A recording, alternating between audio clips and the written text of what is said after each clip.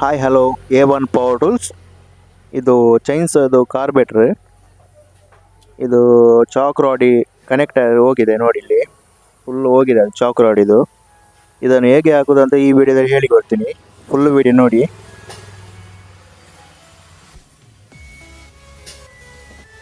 ಮತ್ತು ನಿಮಗೆ ಅದು ಚಾಕ್ ಇದು ಕನೆಕ್ಟರ್ ಉಂಟಲ್ಲ, ಅದು ನಿಮಗೆ ಹೊಸದು ಸಿಗೋದಿಲ್ಲ.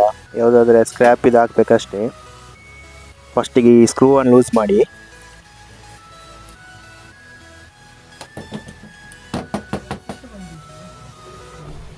ಓಕೆ, ಈಗ ರಿಮೂವ್ ಆಗಿದೆ.